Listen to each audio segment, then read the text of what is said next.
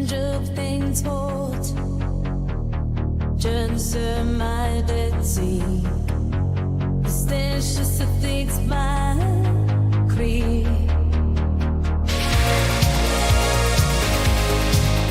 Does the sprinkler shine on and let it bright to me? It's our solemn mission. Taxation, a cruel invasion, liberty suffocation, a quiet abrasion. With our voices in unison against the imposition, we stand, we demand. It's our solemn mission.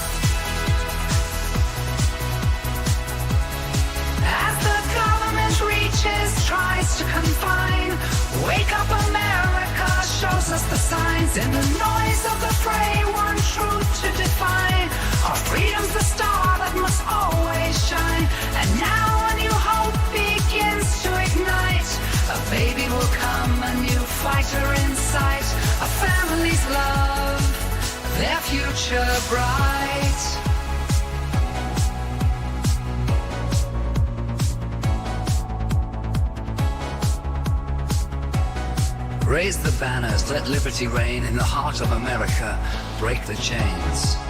Stand with Austin and Stephanie too, for a future so bold, so brave, so true. Rally around, let the message ring clear, build a future where there's nothing to fear. Together a force as their family grows, in a land where the free wind forever blows.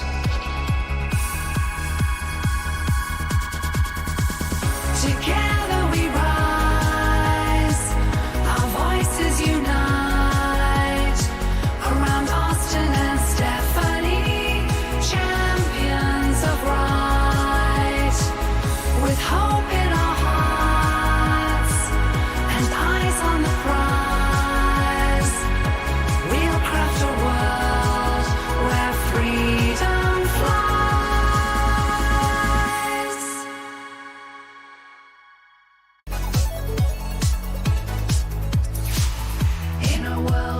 Chains grow tight under watchful eyes that stifle the light. There's a voice that calls through the shadow of might. Austin Peterson standing up for our fight.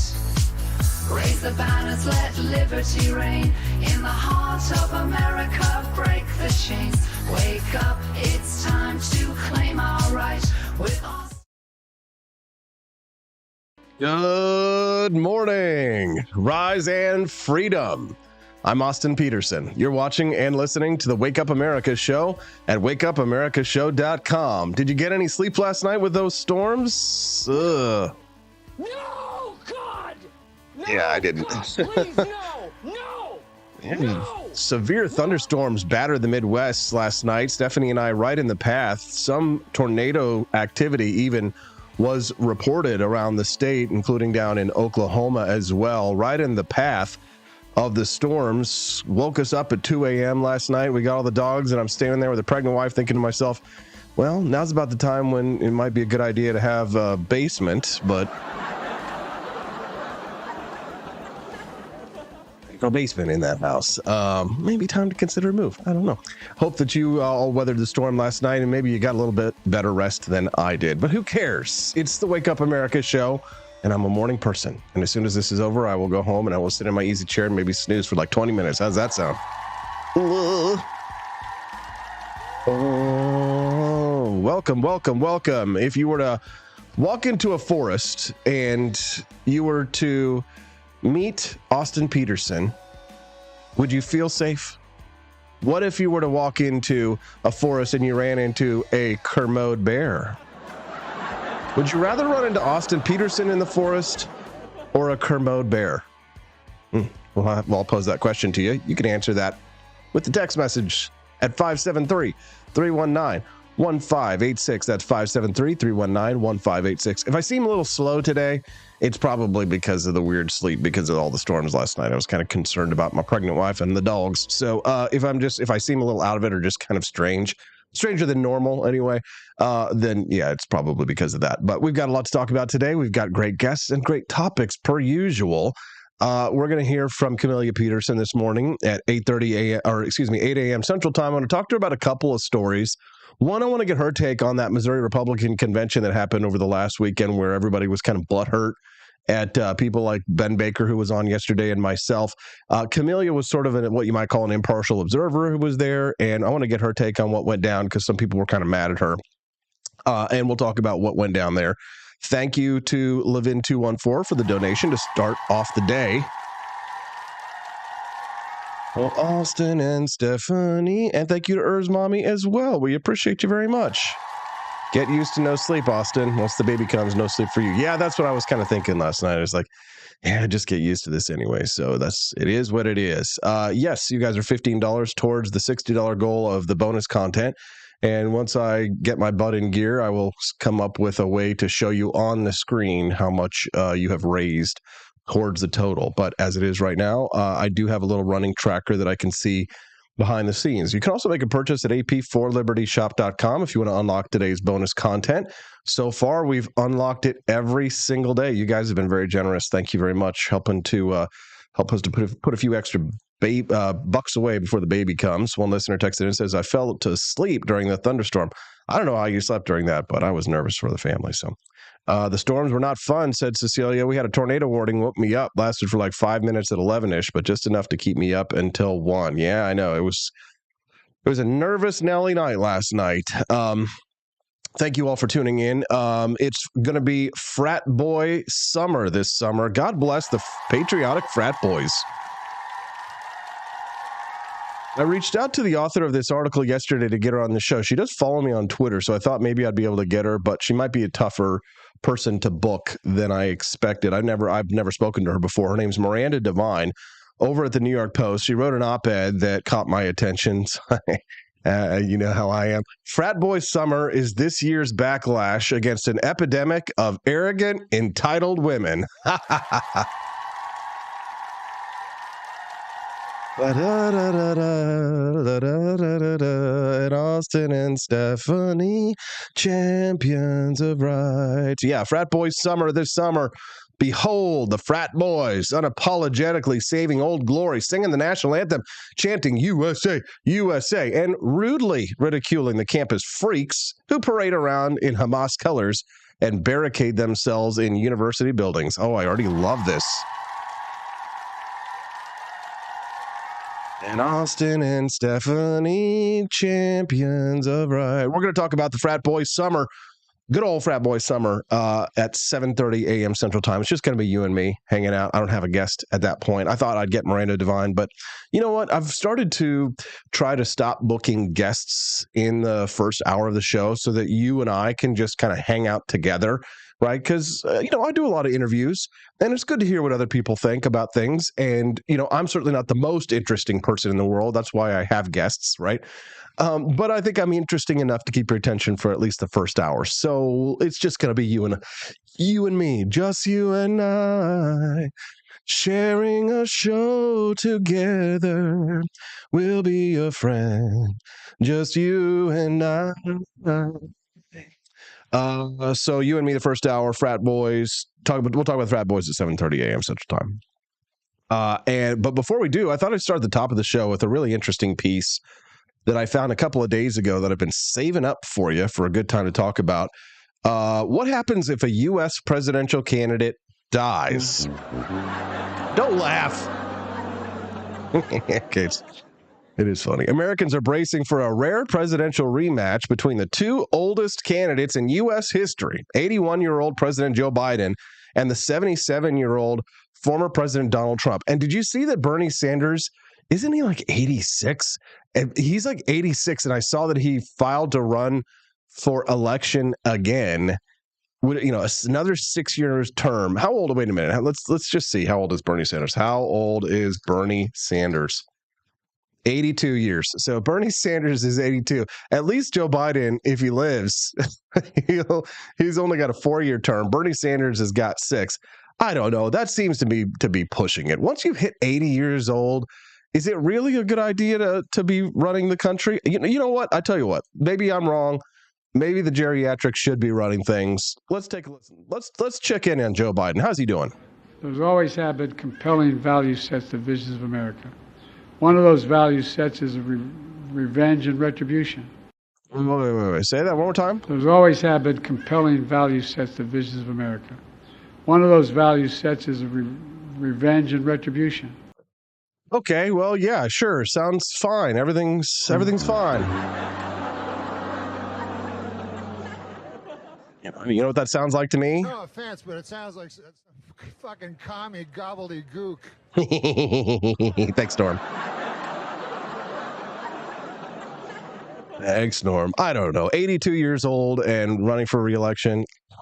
So, concerns about their age, mental fitness, and even the possibility that Trump could be convicted of a felony and sentenced to prison time before Election Day have raised questions about what would happen in the extraordinary event that one of them dies. What if one of them becomes incapacitated, right? If like Biden has a stroke, right? Or what if one of them abruptly withdraws?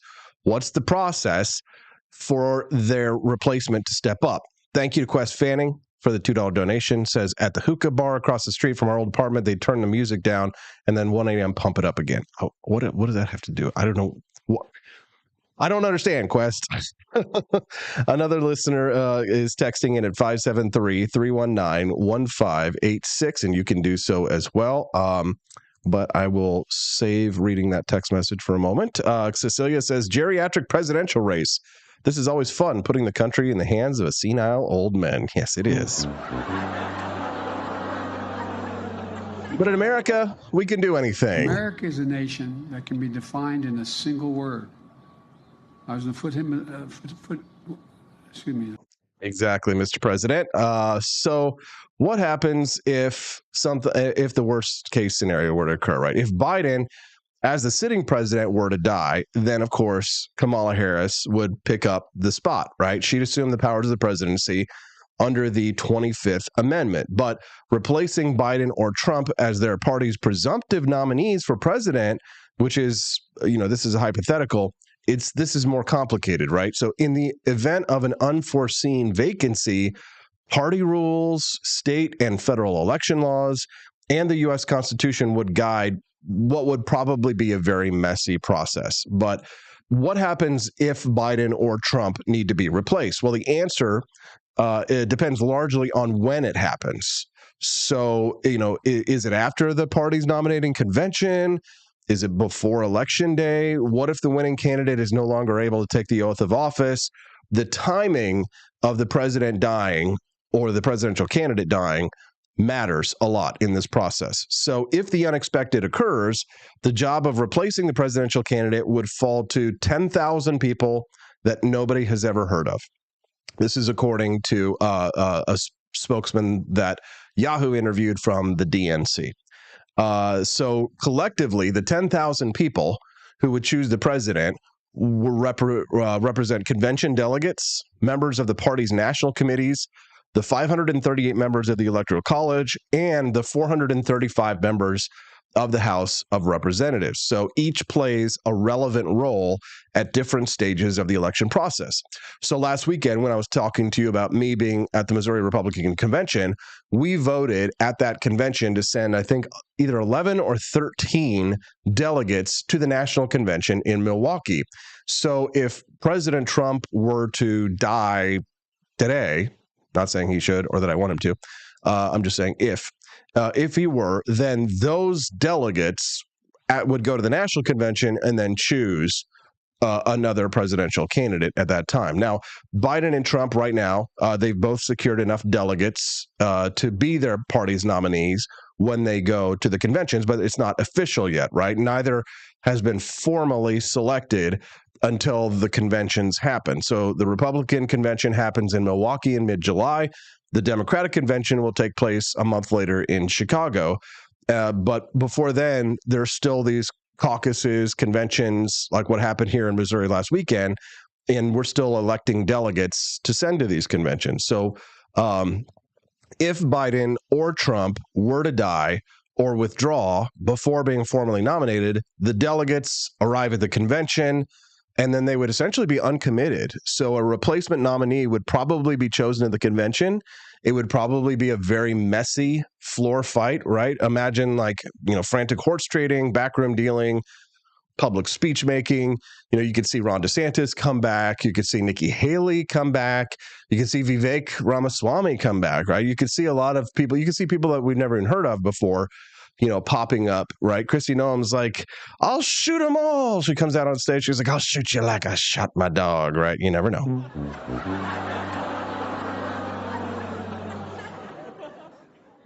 Democrats also have a system of super delegates, and that's unique to the Democrats, right? These are so they call them super delegates. These are unpledged senior party officials and elected leaders whose support is limited on the first ballot, but they could play a decisive role in subsequent rounds. Isn't it funny that the Democrats have the most undemocratic of all of the nominated conventions? I love the irony.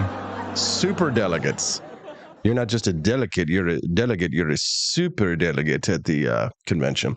So would the running mate automatically move to the top of the ticket? So a lot of people wonder if Kamala Harris would, let's say Joe Biden died today, would Kamala Harris automatically be the chosen successor?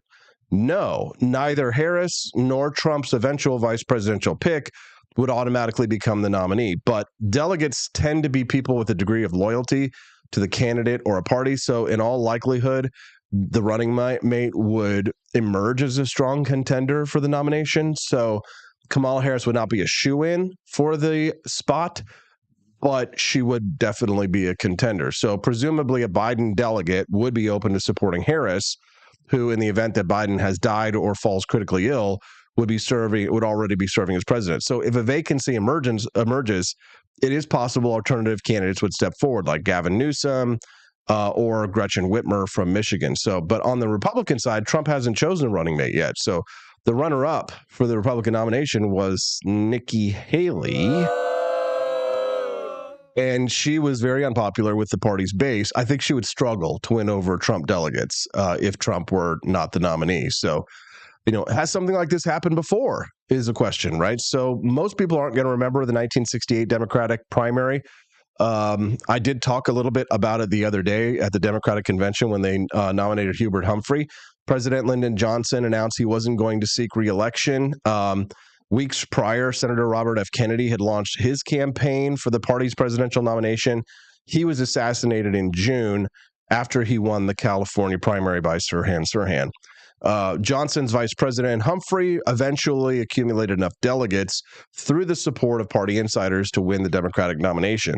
But the convention that year was so disastrous for the party because the protests that went on in the Vietnam War being so unpopular that they went on to lose the presidential election to Richard Nixon, and it prompted an overhaul of the entire primary system. And that was the year that everything changed to the system that we have today. So what if the vacancy arises after the convention, but before election day? So here again, political parties are going to play the central role. So the Democratic National Committee and the Republican National Committee, heretofore shall be named DNC and RNC, they have different rules on how they would replace the deceased presidential nominee by a majority vote. So according to party rules, the DNC has the power to fill the vacancy on their party ticket after the chair consults Democratic governors and congressional leaders. So, the DNC can fill the ticket on their own.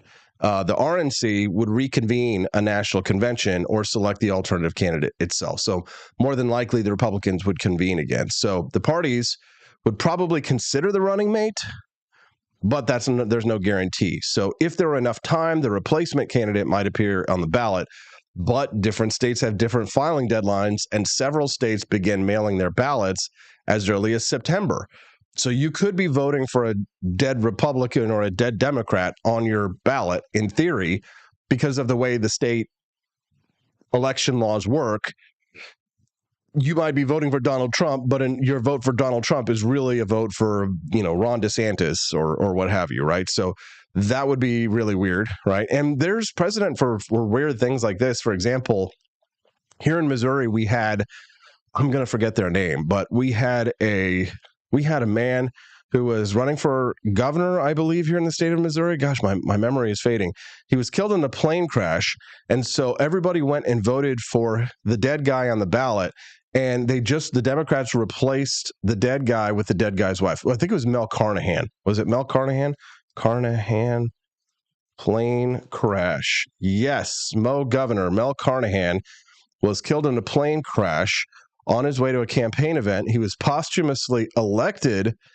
Yes. Okay. So he was running for Senate, posthumously elected to the U.S. Senate. There it is.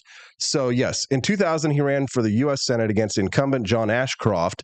During the final weeks of the campaign, Carnahan was killed in a plane crash while on his way to a campaign event. He was posthumously elected to the U.S. Senate, and his widow, Jean Carnahan, was appointed to serve in the Senate until a special election was held in 2002. Missouri.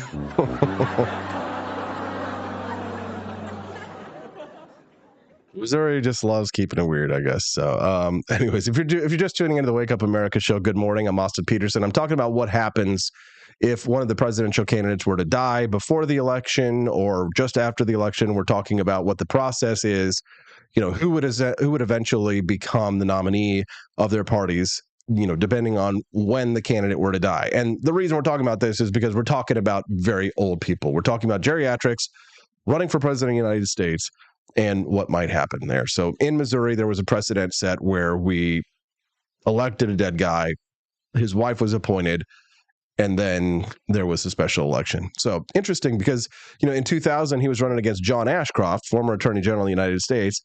John Ashcroft's son, Jay Ashcroft, is now running for governor of Missouri. And we hope we did, don't go on any plane rides, okay, Jay Ashcroft, sound good? Where was I?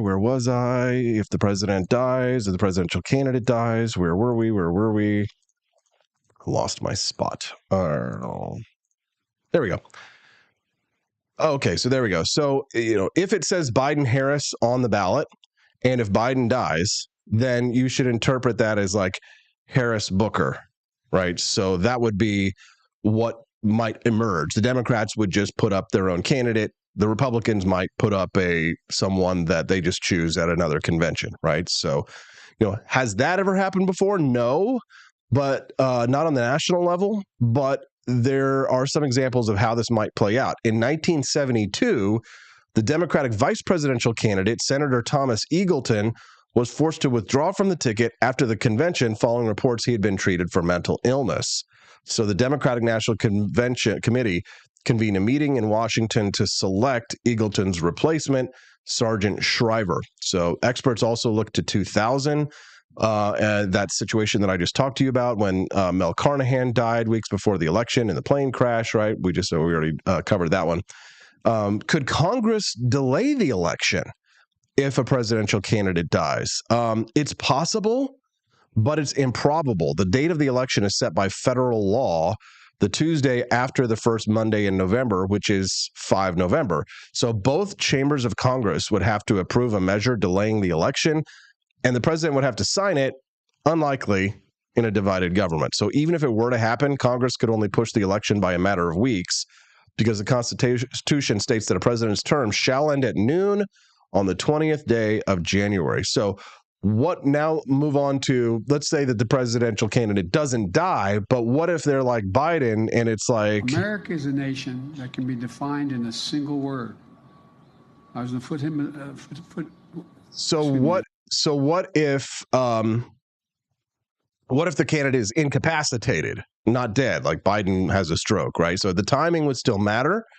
The rules and laws would still apply, but all of a sudden, the scenario takes on a brand new degree of complexity. So all of these questions would become way more complicated in a situation where you have a disability or you're physically unable to take the oath. There are just more contingencies in place that you don't have when it comes to death. Imagine a scenario where Joe Biden has a stroke and the left half of his face is melting off, and the Democrats, Kamala Harris is wheeling him up to the podium at the Capitol to take like some kind of like Brezhnev era, like Soviet sort of thing where it's like, I'm not dead yet. Bring out your dead. I'm not dead yet. I feel happy. Think I'll go for a walk, right? I don't think Joe Biden... I don't think something like that would happen, right? So what now? What if the winning candidate dies after Election Day? Okay, so this is interesting. What if the winning candidate dies after Election Day? So to win the White House, remember, you've got to have a majority of electors, 270 in the Electoral College. In each state, political parties choose slates of electors, and voters cast their ballot for a party's electors. So when you vote for president, you're not voting for Donald Trump or Joe Biden, right? You're voting for a slate of electors who have been chosen in that state as part of the Electoral College. I had to explain this to my local Republican club about a month ago because most people don't know that when they go to vote for a presidential candidate, they think that they're voting for that candidate, but that's just not the case. You're voting for an elector for that candidate. It's complicated. Stick around, okay? So after the election, the winning presidential candidate's slate of electors, these are usually party loyalists. I was at our Fulton nominating convention. We nominated an elector, and I believe it was Bill Eigel, who was the elector that we sent to was for our mid-Missouri. That was our presidential elector, and including St. Charles, where he's from. So you vote for a slate of electors who have been chosen in that state as part of the Electoral College. Then the electors, they meet in their states to cast their votes for president and vice president, and that occurs on the 17th of December. So this year, on the 17th of December, after the election is over, if you voted for Donald Trump on the ballot, you actually voted for Bill Eigel, whoever the other electors are in the other part of Missouri, right? And then in your state. So you actually vote for those electors. Those electors, I think there's 11 to 13 of them in Missouri. They will gather here in Jefferson City. They will go to the Secretary of State's office. They will certify their ballots for likely Donald Trump here for president of the United States in Jefferson City. Missouri will then go send all of our electors to vote for Donald Trump. So some states bind electors to vote for the winner of the election, but other states allow electors more independence to cast what they call faithless votes. It's possible that you can have a faithless elector that they don't vote for who the state tells them to vote for. So you can go to the ballot box, vote for Donald Trump. That elector can then say, I'm going to do whatever I want. And they could vote for Joe Biden. They could vote for Austin Peterson.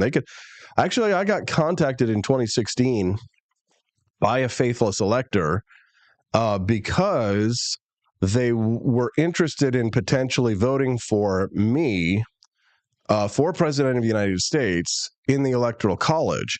And they didn't do it, but I spoke to them directly, and they ended up, I think, voting for somebody else.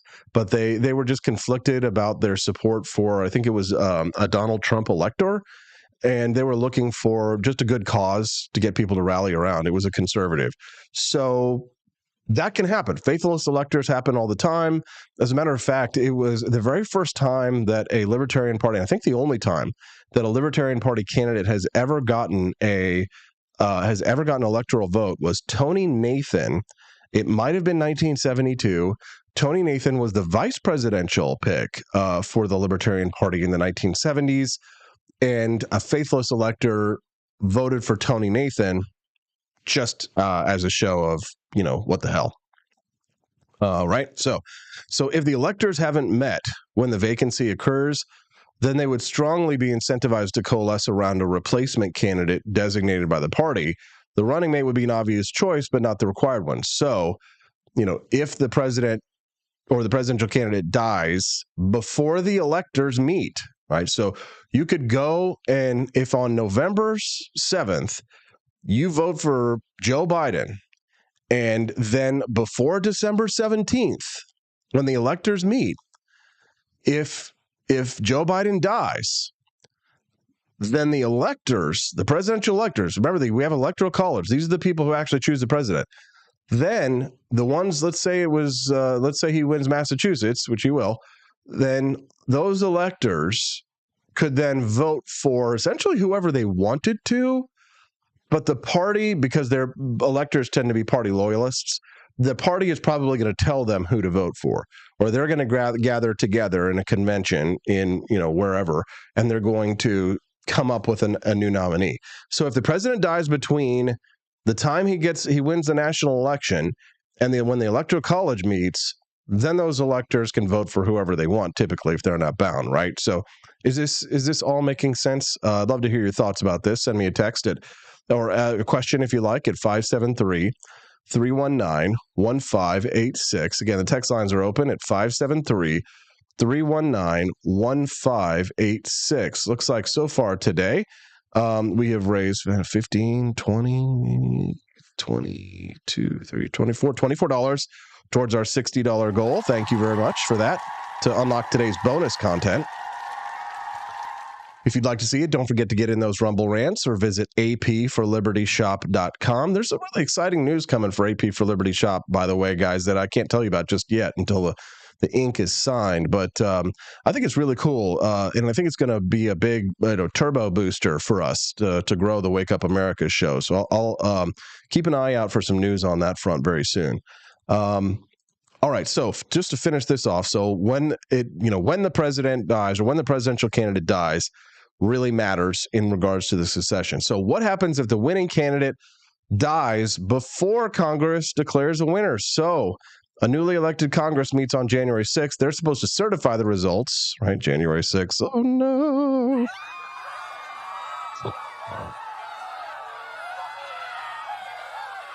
Usually it's a ceremonial affair, but of course, remember, 2020 got a little bit weird.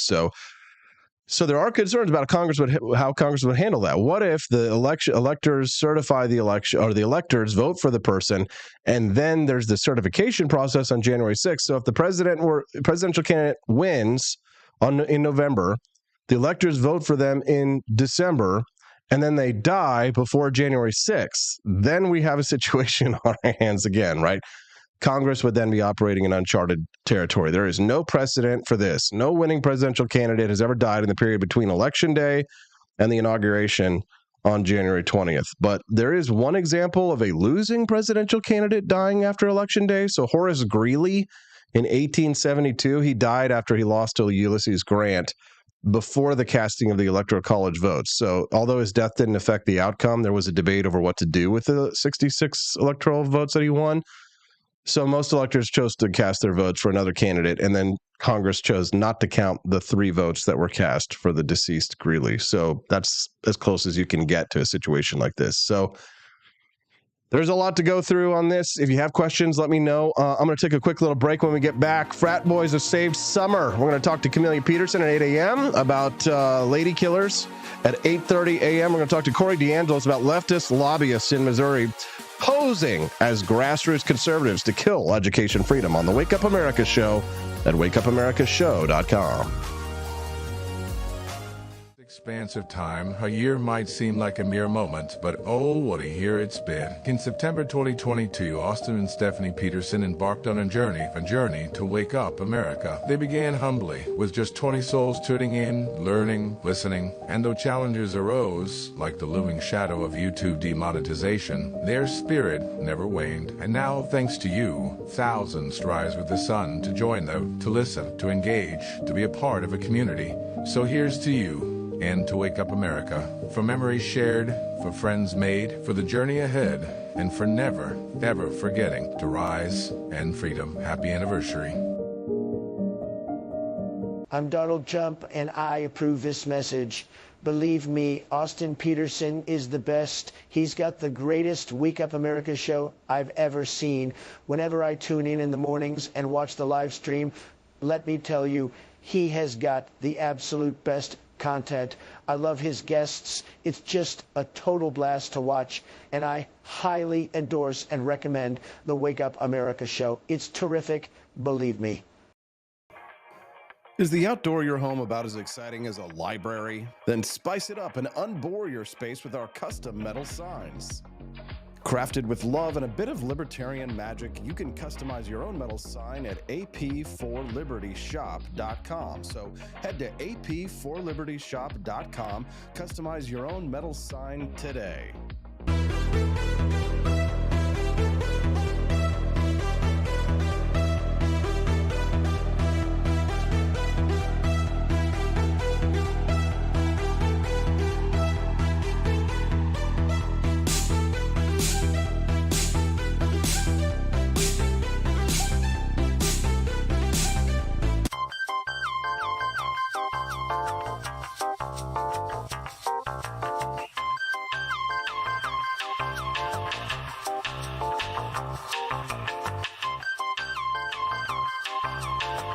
Welcome to a world of vocal discovery at Peterson Voice Studio.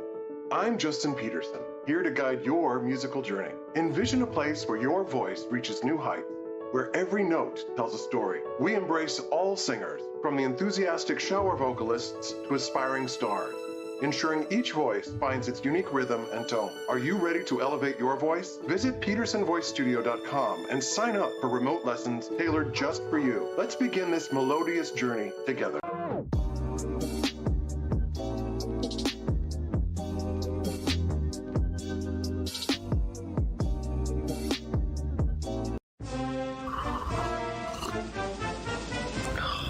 Tired of spending your hard-earned money on woke corporations that don't share your pro-freedom values? Fed up with sipping liberal lattes and progressive cappuccinos? Introducing Founding Flavors from AP4Liberty Shop. Get your day started with Washington's revolutionary roast. As robust and principled as the man himself, this blend is the shot of energy heard round the world. Or maybe you want to taste the fervor of freedom with Adams's Patriotic Perk. It's as dynamic and balanced as the U.S. Constitution, sure to awaken your spirit of liberty. For the aficionados, we've got the Jeffersonian Java, a complex mix of flavors that speaks volumes about your refined tastes. And don't forget Betsy's Liberty Lullaby, our decaf option, crafted with the same care and dedication Betsy Ross put into our Star-Spangled Banner. This blend lets you enjoy the taste of freedom anytime without losing sleep. No woke beans here, folks, just pure patriotic pro-freedom flavors brewed with love for liberty. So why compromise your principles for a cup of coffee? Stand up for your values, perk up your patriotism, and start your day the American way. Get your founding flavors at ap4libertyshop.com.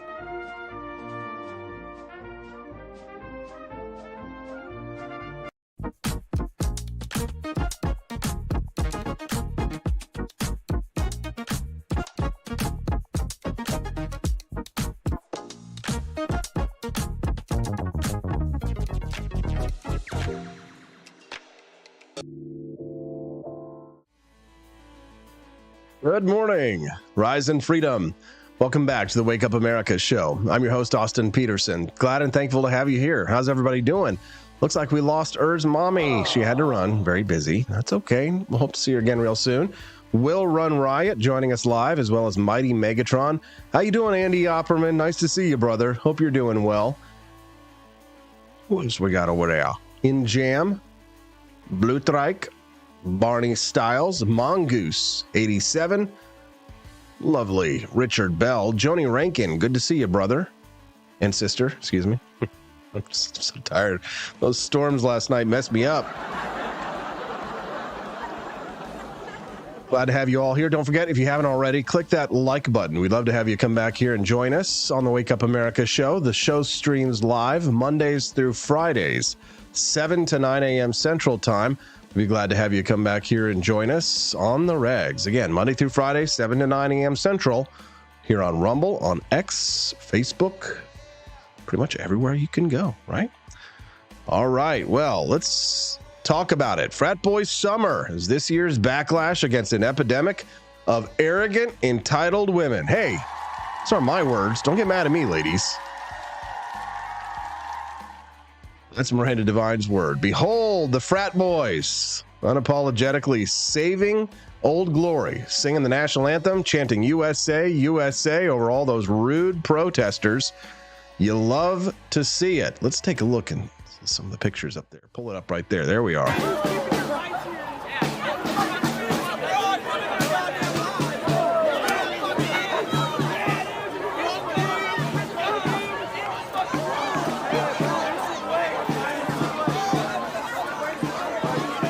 Oh, yeah. You love to see it there. And they've been they were spotted on camera rudely ridiculing the campus freaks who parade around in Hamas colors and barricade themselves in university buildings. God forbid they look like Trump voters.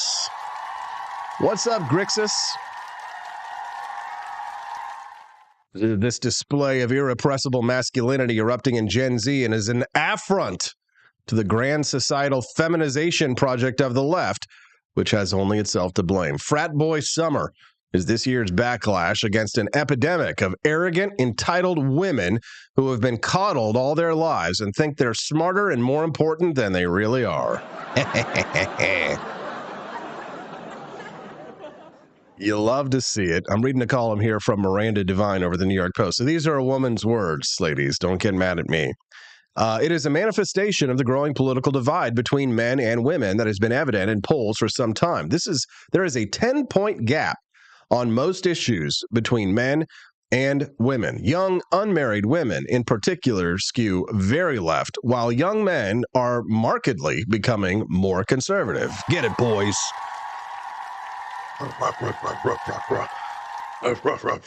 What kind of noises are you making there, Austin? Are those gorilla noises, you racist? No, How dare you? How dare you?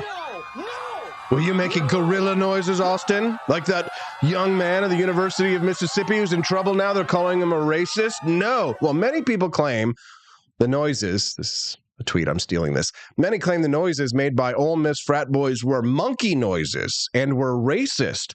But marine biologists have confirmed that the noises come from the North Atlantic walrus that has been nearly hunted to extinction. We salute their commitment to environmentalism.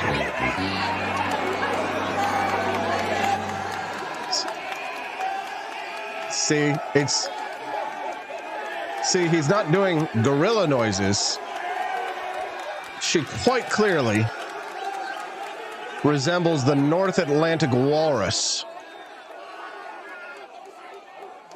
So it's not a racial slur. It's more of a fat joke.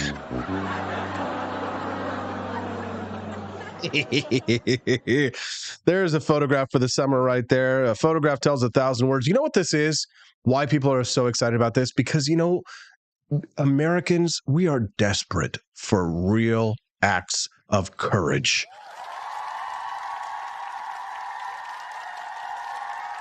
And that's what these frat boys are displaying. You can see all of the droplets on this screen as they're being pelted from every angle with soy lattes. You can see people throwing things at them, spraying them with who knows what fluids they are. Here we can see one protester.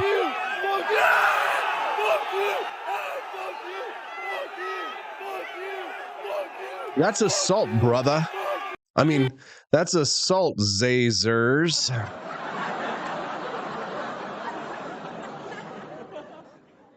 Yeah, man, take a stand. One of the frat boys who was holding and defending the American flag at UNC, Dan Stomple, gave an interview to Fox News. Take a listen. I love America. I love that side of America. It's like we all just kind of connected our brains and stood there protecting one thing, and we all were like we all were looking at every direction. If stuff was flying in, we would say heads up. We would cover each other. We would look out for other people. We would swap. We had like for an hour, and our hands did hurt. Our arms did hurt. It was like Mighty Megatron says water is assault. Well, it wasn't just water they were throwing at them. Some people think that they were throwing piss. And also, they weren't just throwing the water or the fluid on them. They were also throwing the bottles at them, too, which is absolutely... Actually, that's considered battery. Arm day for me that day. It was... No gym happened that day afterwards. It was exhausting. You know, I remember we were all standing in there. Like Atlas Shrugged. I was like, oh, I don't know if it's a joke, but I was like, I'd die for this flag. And everybody was like, yeah, if they get any closer, we're gonna start throwing hands. Like we're not going anywhere. I don't care. They're gonna have to tear me off this flag like by my dead body, you know, stuff like that. And that was, you know, I'm smiling right now after such a insane day, but it's because it genuinely was hopeful. It was enjoyable to be in such an environment while doing what we think is right. People really took a lot of damage to protect that flag. And again, we were there for a really long time, you know, all things considered. But young unmarried women in particular skew very left, while young men are becoming more conservative. Interesting times we live in. The latest ABC poll over the weekend shows Donald Trump winning the under 30s by 5 points over Joe Biden. You love to see it. Do not come. Do not come. I'm going to come.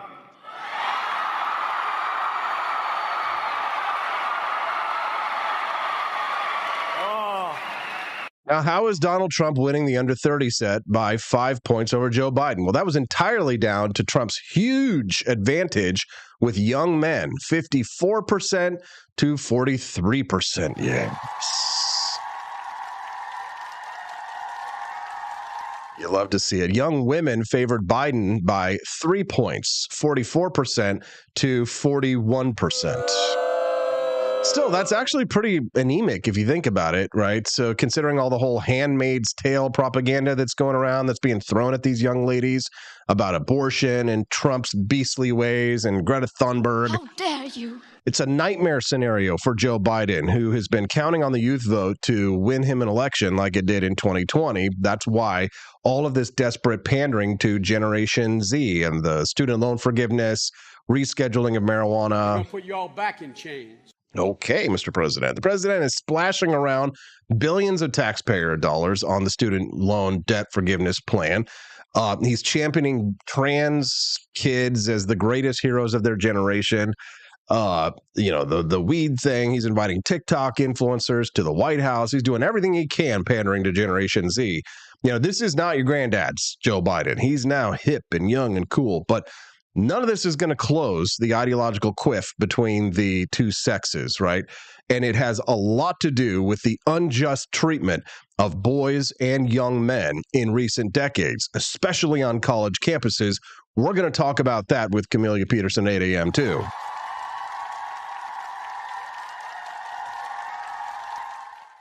Now, the college gender gap was a crisis when men outnumbered women until the 1980s. But now that there are 3 women for every 2 men in college, we must rejoice. You go, girl. Oh, go. How dare you? You go, girl. America.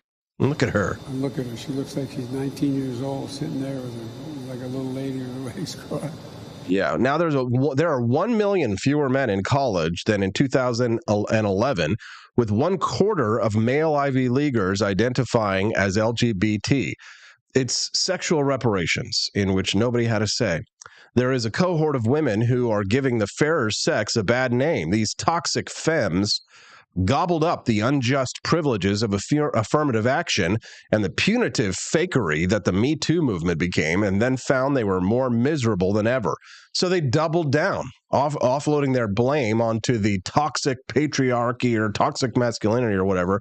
But the real excuse that for the problems of their lives, all they really needed was to look in the mirror. During the pandemic, they were given the name Karen as they marched around in masks, enforcing petty rules, or flew into aggressive rages during minor parking lot encounters. So when accountability occasionally finds the woman of today, they're flabbergasted beyond belief, while the rest of the world, the rest of us, are all quietly reveling in your comeuppance, ladies. Karine Jean-Pierre is of the White House is probably the avatar of the entitled female, right? So she's terrible at her job. She's not on top of her material. She never provides a coherent response to a reporter's question. She is DEI incarnate. She's a black lesbian. Okay, give her a job, right? But instead of showing some humility and actually upping her game, right? She does interviews. She actually boasts about how awesome she is at her job in the White House. I'm a historic figure, and I walk in history every day. Right. And these current campus protests have showcased the narcissism of these delusional damsels on social media for all to see. The females at the University of Virginia whining, "It's raining," when they were told that they finally had to pack up their tents. "Oh, it's raining outside. We can't pack up our tents, officer. It's raining, right? Oh, my God." Right. And then there was this campus radical who held a press conference to demand that Columbia University supply food and water to her comrades after they had barricaded themselves into a building. "This is like basic humanitarian aid," said Joanna King-Slutsky. I kid you not, that is really her name. Joanna King-Slutsky. She was a PhD student who sported the latest in terrorist chic, a keffiyeh around her neck. Then there was the academic at Emory University who screamed, "Professor," when she was arrested for assaulting a cop. "I hit him on the head very lightly to get his attention, and they grabbed me. They threw me onto the ground, and they arrested me. Oh, my God." That was Caroline Folan. She was whining as she got carted away. No offense, but it sounds like some fucking commie gobbledygook. We're talking about women, sweetheart. The activist in California who stood up at a city council meeting and threatened to kill counselors. Remember, we talked about this lady? I played the clip, right? The counselors who opposed the Gaza ceasefire resolution out there. She says, "We'll see you at your house. We'll murder you." Then the next time we saw her, she was like bawling her eyes out in court. Oh my God, accountability. Accountability and the modern female. Oil and water. Oil and water. Accountability, the modern female. Accountability, the modern female. See, these are not people that anyone can admire. Right? These are not people that my daughter is going to be looking up to for sure. These are women who believe they are entitled to privileges and protections that they did not earn and they do not deserve. Can I get an amen? Can I get a like? Can I get a heart in the chat? Give me a little heart, sweet boy.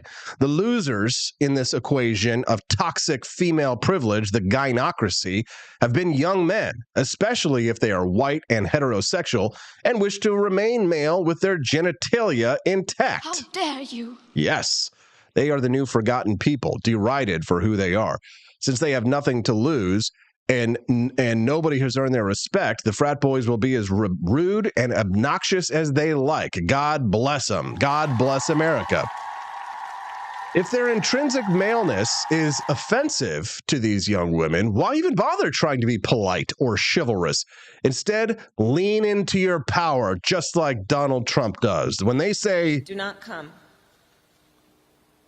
Do not come. You say, I'm gonna come. Yeah. White boy summer, frat boys. How you doing? You're just tuning into the Wake Up America show. Good morning. I'm your host, Austin Peterson. We're having a hell of a time today. I'm feeling like $1 million. Actually, I feel like total crap because I didn't get any sleep last night. But that's what it's going to be like to be a new father. If you're enjoying the content, don't forget to click that like button and follow the channel. We'd love to have you come back and join us on the regs. We've got the bonus content just waiting to be unlocked. They're waiting out there to give you their money. Are you going to take it? Are you man enough to take it? Don't forget, you can unlock that bonus content by either making Rumble Rant donations to the Wake Up America show right there through the chat, or head on over to ap4libertyshop.com. Get yourself a pair of patriotic American flag sneakers. That'll unlock that bonus content pretty damn quick.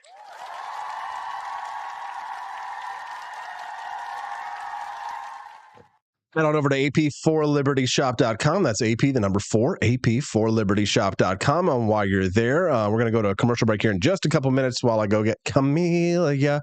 You're breaking my heart. Check out Stephanie's hustling and homemaking video, the air fryer egg hack video. I also created a brand new, beautiful outdoor rug for your patio. Enjoy Liberty. I made this one, and I bought the big one for our deck as well. You can get that over at ap4libertyshop.com. That's AP, the number 4, ap4libertyshop.com. Comes in a bunch of different sizes. Get that over there at ap4libertyshop.com. Mighty Megatron's loving the energy this morning. Yeah, see, I have to overcompensate for being so damn tired. We're talking about fighting against the gynocracy this morning, and frat boy summer is in full swing.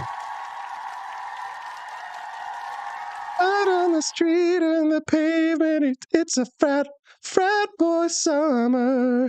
Killing me, leaving me here in my arms. It's a frat boy summer. Take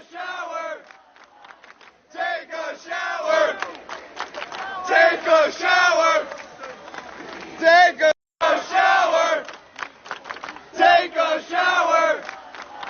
Take a shower. You love to see it. It's frat boy summer, baby. Senator Tom Cotton weighed in on the controversy. The reason why Donald Trump, one of the many reasons why Donald Trump is going to win this election, is you've got Democratic protesters out there putting a terrorist headdress on a statue of George Washington. I mean, I don't know who's the Democrat. A lot of these people are very upset with Joe Biden. Meanwhile, but about you, are you? Let him finish. This talk you have patriots like these frat boys at UNC and around the country who are defending the American flag, and Joe Biden refused for 2 weeks to come out and denounce it. That is the 2024 election. Now, okay, the reason.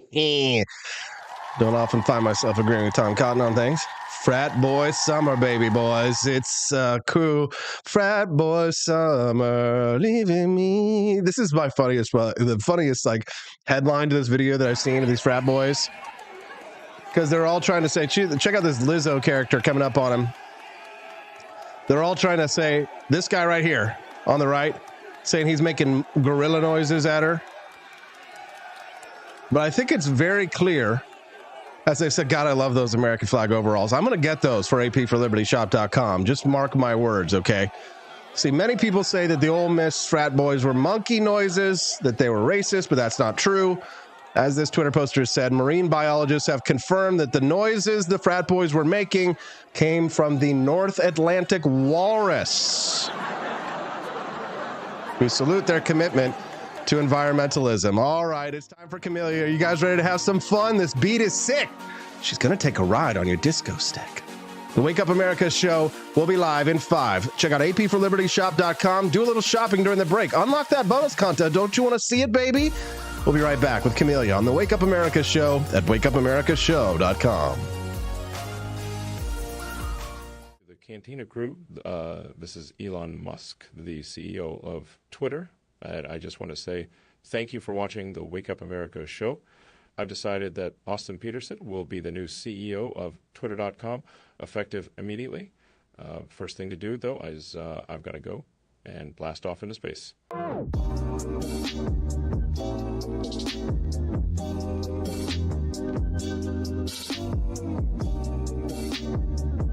If there wasn't going to be somebody who was a fiery champion of liberty, somebody who would get out there and who would be aggressive, and if they wouldn't do it with more fire or passion than I had, then I would go and I would fight battle for us.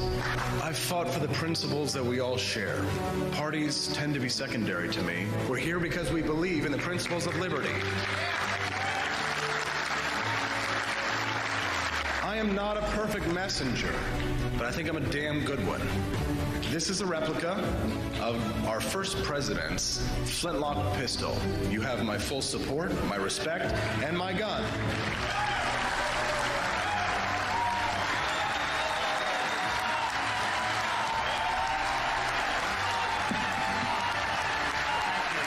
I think that the heart of my philosophy is much more libertarianism than well, that's the fashionable word these days, I guess. A conservative is no longer just that. He's a libertarian and always has been.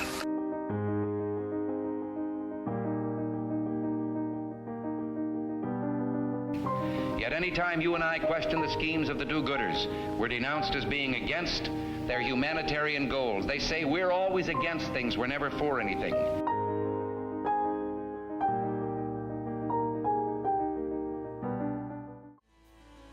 All right, welcome back. Camellia started launching into a diatribe that I want her to share on the show with her. So it's time to stop screwing around with those commercials and bring on the meat.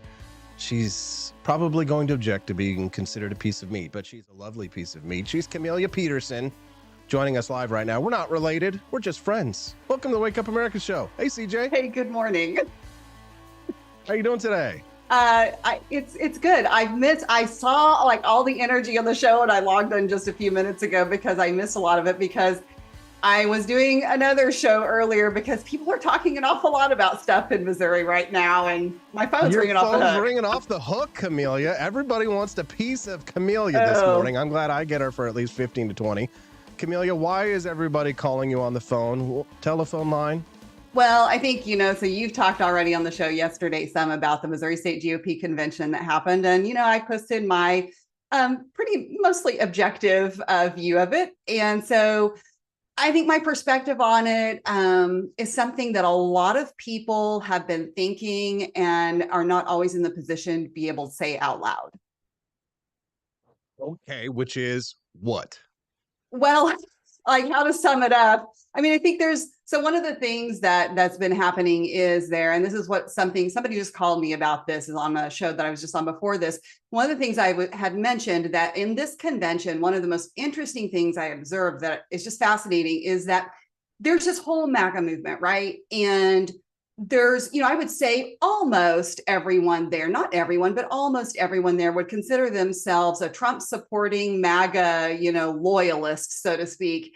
And or a conservative or a libertarian, like we're all part of the vast right-wing conspiracy against the Democrats. Sure, but this is like for the Republican Party itself. I mean, let's not pretend that it's not, it is really all about Trump right now.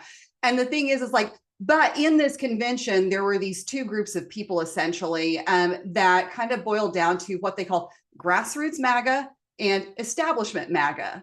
And so like everybody's MAGA, but you have these two factions in there now. And what was really one of the things, and they're a little mad about me about this, but the people who came in calling themselves grassroots and, big Trump supporters, they came in and they voted against the Trump endorsed slate of delegates and the people. And so, like I did. I voted against the establishment Republican people. Yep, and that's just it. Like that is, it's not exclusive to them, and I think that it doesn't necessarily say. It's just the irony is there because those same people that are so loud about that, and they were the organized faction that had the numbers to pretty much do anything they wanted. And those same people are the purity testing people that if you say one wrong thing about Trump, why you are pariah and you are their number one enemy. So like, it's just the irony that they didn't vote for his endorsed people. It's just funny. Well, what if the thing that you said about him was that you didn't agree with him on Operation Warp Speed or his position on vaccines? Then they won't know what to do. That like the cognitive dissonance right now, right? Of course. Well, I thought the convention went terrific other than how it began. Sure. But it turns out that how it began ended up making it perfect because the establishment screwed up the beginning of the convention. So we started 4 hours late. And then all the grassroots Republicans, people like myself, we voted out all of the establishment people. And then we were supposed to have this fight over the platform at the very end of the day, where and that's the part where like kind of all the crazies were going to come in and start putting all this authoritarian bullshit into the Republican Party platform. And some, I assume, were good amendments too, right? Yeah. But because we didn't want them getting rid of school choice, and we didn't want them putting in, chemtrail amendments that would prevent farmers in Missouri from being able to spray the crops on their own land, Ben Baker, the Ted Cruz of Missouri, used parliamentary procedure to call for a quorum and noted that there weren't enough people in that room to pass amendments. So they called it. Right. So we fall back to the 2020 platform. No harm done. Farmers could still spray their crops. Yep. And we don't have to worry about the leftists who are posing as grassroots conservatives here in Missouri, which we're going to talk about right now and go into more detail with Corey DeAngelis when he joins us at 8:30 a.m. There are people here in Missouri who were at that convention who call themselves grassroots, but were registered lobbyists. There's this kind of anonymous account that loves to troll you. You know who this is? I do know who it is. And she finally blocked me during the convention.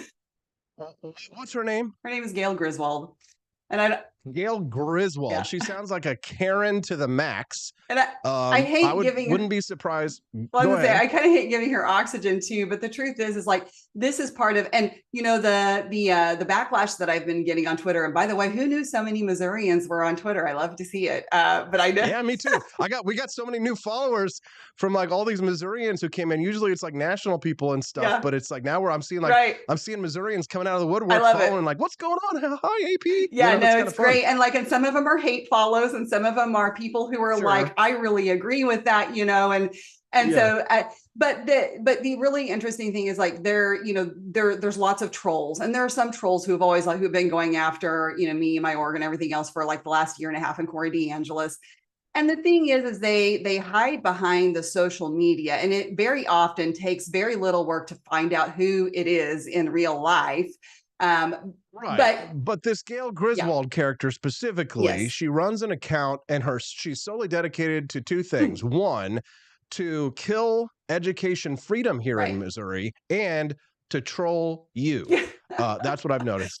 Well, what this Gail Griswold character, she's posing as a grassroots conservative, but she's fighting for Democrat causes as a registered lobbyist. Sure. And the thing is that, the argument that she makes, and so many of the people in her circles, and I do believe that there are people who are genuinely misled, and there's a lot of fear mongering that goes on with her tactics.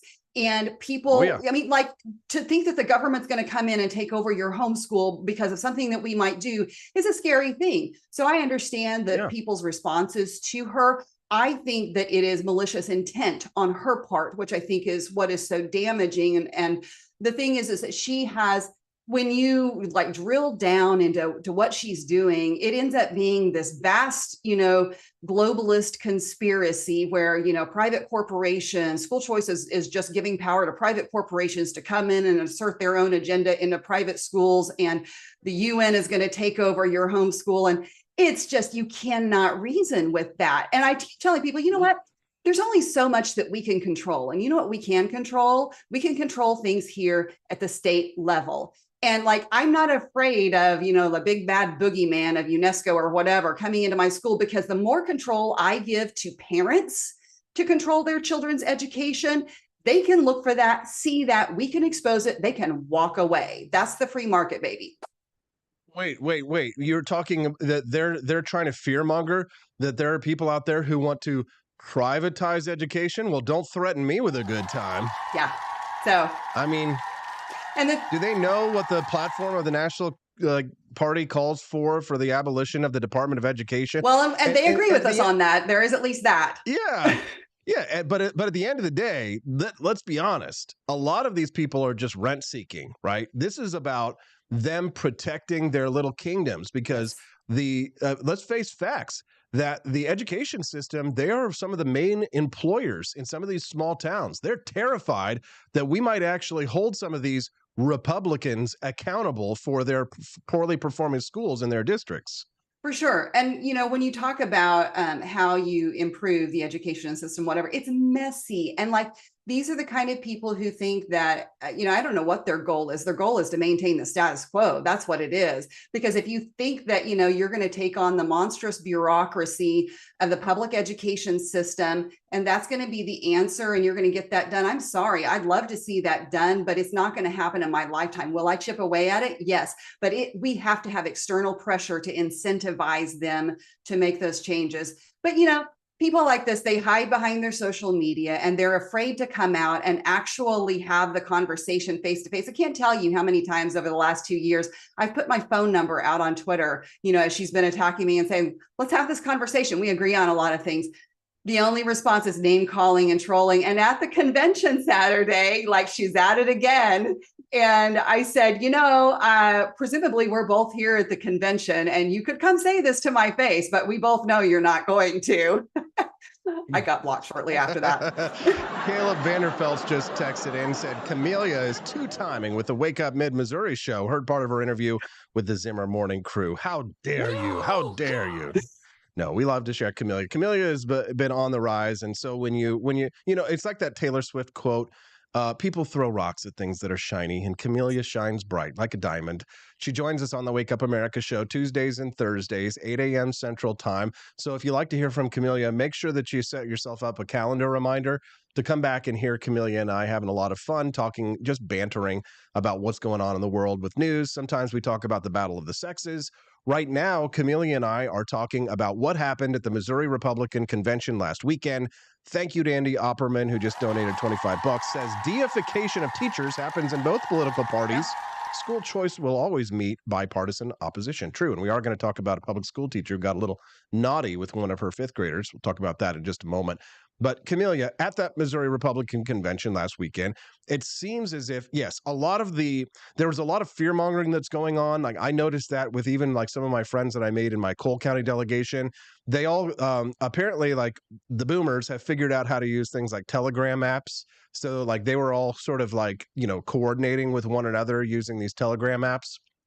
And so the fear mongering spreads like wildfire. Absolutely. About, like, for example, Ben Baker, one of the most conservative Republicans in the entire state of Missouri, your representative, yeah. They were kind of turning on him because he was trying to prevent them from ramming amendments through. He was doing the right thing. He was being a real conservative. But the grassroots, because they had been so whipped up by these fear-mongering leftist lobbyists like Gail Griswold and others, they thought that Ben Baker was the bad guy. It was friendly fire, wasn't it? Absolutely. I mean, and that's the unfortunate side of this, is that a lot of these people, the vast majority of these people, we have far more in common than we have in differences. And that's, I think, when we talk about, national application for something like this, the state of the party in this culture, political culture that we've reached, where you agree with me 100% or you're my enemy, like that's a bad place to be, because that's how we lose. That's how we become so fractured that the left then has that opportunity to come in and sound reasonable. That's one of the things I've been pointing out in Missouri is there's this, everybody says, oh, we're such a red state and look at all of these super majorities and whatever. And but that's it's not how we legislate. It's not the reality. And the blue is creeping out from the cities, and people are like, oh, those are red areas. And I'm like, no, they're not. They're purple, and they're growing more so. And, your rural areas, you can say, we don't care. In fact, this was said in the convention. We don't care about St. Louis and how they win elections. And when you don't care about your blue cities and how they win elections for, at least semi-conservative people, then you can be prepared to start losing, because that spreads and comes outward, and eventually you will be outnumbered. No, you're absolutely right, Camellia, and we're glad that we have you here to point that out. We must be vigilant to fight back against the left. We've got a new follower today joining us for the first time on the show. Nice to see Grandma Peg, 3740. She says, new to your show, MAGA to the heart. We need to take our country back. She's from Ohio. Well, good morning, Grandma Peg. Glad to have you here. We hope that you'll make joining us a regular thing. This show, the Wake Up America show that you're watching now live, streams every Monday through Friday, 7 to 9 a.m. Central Time. So it's a 2-hour live morning show. Great way to find out what's happening in the world of news and politics. So make sure that you click that follow button on the feed before you leave today. My channel's name is AP for Liberty. That's what people call me. But I'm Austin Peterson, and I'm joined by my good friend Camelia Peterson. And if you noticed, by the way our names are spelled at the very bottom of the screen, we are not related, but that doesn't stop people from thinking we're like husband or wife or brother and sister or what have you. We just Petersons in Missouri love liberty.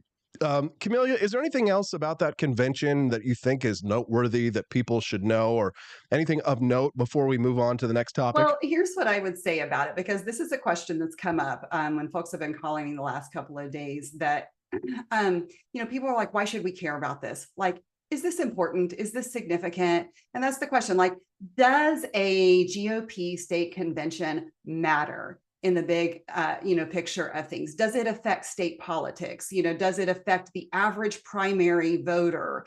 And the bottom line is, not really, right? This is a little bit of a tempest in a teapot in that, like, does it matter who your national RNC committee man and woman are, and, the delegates that you send to the national convention? Do those things matter? I don't think that they are significant in the things that impact our day-to-day lives. Now, I would say that in the direction of the party, that the platform itself does have a little bit more significance. But I think that, probably the biggest takeaway from this is that it was a demonstration of kind of the divide that we are experiencing on the right. And I think that that's something that we should be concerned about and something that we should work on. I think this is a good time for dialogue about that, right? And Right. making some changes. Well, one thing that I really want to impress upon people, because they were so angry at Ben Baker for not going along with ramming through all of those amendments, is that, we always get angry at our legislators when they pass those cromnibus bills with all that crap in it, one. And then two, what is it that whether if you're a Republican, a libertarian, a conservative, a populist, a right winger, MAGA, or whatever, what is the one phrase that you will hear anybody on the right say more than anything? We are not a democracy. We are not a democracy. We are not a democracy. Now, why do we say this? It's because the last thing that we want is for a tyranny of the majority to overcome this country. So if we're not a democracy, then what Ben Baker did in preventing a tyranny of the majority at the end of the convention was the absolute epitome of that phrase. We are not a democracy. We are a republic. God bless America. God bless the Republican Party. God bless Donald Trump, our Lord and Savior. Camelia, let's move on. Let's move on to the next topic here. Speaking of public school teachers, did you read this story about this teacher who made out with a 5-year-old boy? If you were to find yourself alone in the woods, would you rather come across a bear or a teacher who makes out with 5-year-olds? Yeah, I'm going with the bear. I read that and I wanted to puke. Like, what in the world? It just is speechless, right? Like, I can't even fathom. It's fairly common. It's becoming more common. We don't talk about it a whole lot. And quite frequently we will say things like, oh, well, he must have wanted it. But we're not talking about like a teenager. We're talking about a kid in 5th grade. She was due to tie the knot in July. She was supposed to get married, but her love affair with one of her 11-year-old students has, of course, thrown off any kind of holy matrimony that might be coming. So indefinitely postponed is what they're talking about here. Female predators, they're out there, they're dangerous, they're toxic, and they're voting Democrat. I just, mental illness is real, right? And I really think this has got to be mental illness of some kind, because that's not normal. And I just can't imagine what goes through someone's mind to just, it's so freaking bizarre. But, to think that like she's exchanging text messages with this kid and talking about it. And, when that kid's dad found the text messages on his phone, talking with the teacher, talking to him about how they were making out and enjoying kissing and all this kind of disgusting stuff, right? Like, he printed those off and stormed into that school, demanding that something be done. And I would say he restrained himself considerably. Like that, I can't fathom being a parent and finding that. Like, I would be ready to go to jail for a very long time. You know, I read a statistics just this morning actually that said that that somewhere around 70% of women have been diagnosed with some form of mental illness, which means that 30% are walking around undiagnosed. Hey. Just kidding, Camelia. All right, Camelia. The patriotic frat boys defending the American flag, they're taking our country back. They're ripe with masculinity. They breathe in oxygen and they breathe out testosterone. More and more with the red pill movement, the manosphere, men are busting out all over, Camelia. Are you excited and enthralled to see this masculinity starting to come out and wage war against the gynocracy on the college campuses, on podcasts like this? Are you happy to see that real men are stepping up for their country, defending the flag, and fighting back against the hyper-feminization of our society? What can you say about that as a woman? I think that we can probably call 2024 the year of men. That's right. God bless America and the American male. Yeah, no, it's like it's weird. Like, because when we talk about how do you solve these problems and these cultural issues that have been the outcome of the feminist movement, and it's hard to see like that one big solution. And everybody I think wants that one clear cut solution. It's never that way. It's always all of these little things that are happening that come together and kind of create this move back towards the right direction that creates change. And sometimes there's a catalyst that really spurs that on. But that's why when people talk about like, oh, I can't make a difference, I'm just one little person, this, that, or the other, and like maybe this is my inner hippie coming out, but I really do think. Oh, no, don't let this happen. No. Hold on one second. We lost Camelia's feed for just a moment. Give me just 1 second here. We'll get her back. Don't you worry. About a thing, every little thing, gonna be all right. I'll tell you what. Let me play this video, see if I can get Camelia back. I'll be right there. Hold on just 1 second.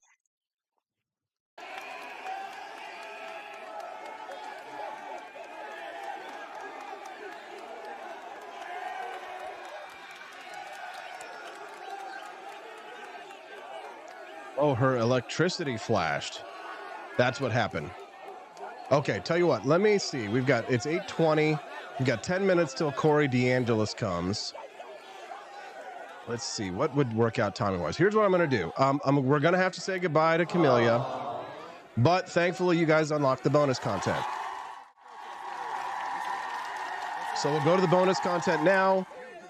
And I will let Camelia know that we're going to go take her away. I'm sorry to see her go that way. Thank you, Camelia. We appreciate you. Don't forget, she does join us Tuesdays and Thursdays at 8 a.m. Central Time. Let's play the bonus content now. We're going to go get Corey DeAngelis to talk about the state of education, freedom, and school choice when we get back on the Wake Up America Show at wakeupAmericaShow.com. Thanks to all of you for unlocking this bonus content. We'll be right back. The Wake Up America Show's bonus content. This week's theme is libertarian themes in video games. Today we look at Fallout 4, which features full-blown American Revolution concepts with Minutemen, Redcoats, and Tricorn caps. Welcome to our comprehensive video summary of Fallout 4's engaging plot with libertarian themes. The stage is set in 2077, in a world brimming with advanced atomic technology, but plagued by resource shortages. The brink of nuclear war looms between the US and China. This sets the backdrop for the action-packed story of Fallout 4. In Boston, while preparing for a Veterans Hall speech, a Vault Tech salesman announces you've been selected for Vault 111 due to your military service. Suddenly, a news broadcast declares incoming nuclear attacks. Your family rushes to the vault just in time. Inside Vault 111, your family and other inhabitants are placed in cryo chambers involuntarily. During your cryo sleep, you're briefly awoken. A mysterious man kills your spouse and kidnaps your child, Sean, before you're refrozen. Years later, you awaken alone in the now-abandoned vault. As the sole survivor, you leave the vault, stepping into the ruins of the Commonwealth, determined to find Sean. You stumble across a group of people dressed in 18th century colonial attire, fending off against a pack of raiders. After you've helped them, the group introduces themselves as the Minutemen, a local faction that used to defend the locals until the group went defunct. Their leader, Preston Garvey, gets your character up to speed with the state of the world. It turns out that you've been frozen for over 200 years. The Minutemen inform you that 200 years have passed. They suggest searching for your kidnapped baby in Diamond City, guided by visions of him being there. En route, you witness a skirmish involving the Brotherhood of Steel, who are hunting the Institute and their human-like synths. Despite the chaos, your mission to find Sean persists. Near Diamond City, you meet Piper, a reporter denied entry to the city. She offers to help you enter if you grant her an interview. Inside, Piper directs you to Detective Nick Valentine to further help in finding Sean. Nick, a synth detective, is missing but believed to be held in a nearby subway station. You rescue Nick from Vault 114, discovering he's an older, independent synth model. Together, you return to Diamond City. Nick reveals Sean was last seen with Conrad Kellogg, a mercenary linked to the Institute. Investigating Kellogg's home, you track him to a warehouse. There, you confront and kill him, learning he was under orders from the Institute. You and Nick retrieve a cybernetic component from Kellogg's body, hoping it will unlock memories leading to the Institute. At the Memory Den, a doctor helps you delve into Kellogg's memories, revealing Sean's teleportation into the Institute. To follow Sean, you seek out Virgil, a rogue Institute scientist hiding in the radioactive glowing sea. He provides teleportation schematics but requires a component from a Courser, a powerful synth, which you successfully obtain. Finally teleporting into the Institute, you meet an older boy, not Sean, but soon encounter Father, the Institute's leader, who shockingly reveals himself as Sean, having aged due to you being refrozen for 60 years.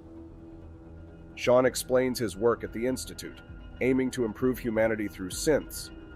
However, faced with moral dilemmas, you must decide your allegiance, either with the Minutemen, Brotherhood of Steel, Railroad, or the Institute itself. Choosing the Minutemen involves rebuilding their forces to eventually confront the Institute. You reclaim their old HQ and launch an attack through underground tunnels, destroying the Institute. Aligning with the Brotherhood of Steel focuses on eliminating all synths. You assist in reviving Liberty Prime, a powerful robot, to lead the attack against the Institute and the Railroad, ensuring synths no longer threaten the Commonwealth. Supporting the Institute, you work to secure its future, eventually taking over as director after Sean succumbs to terminal cancer, pushing their agenda forward. Alternatively, siding with the Railroad aims to liberate synths. You infiltrate the Institute, coordinating an escape for the synths before obliterating the facility, also dealing a crippling blow to the Brotherhood.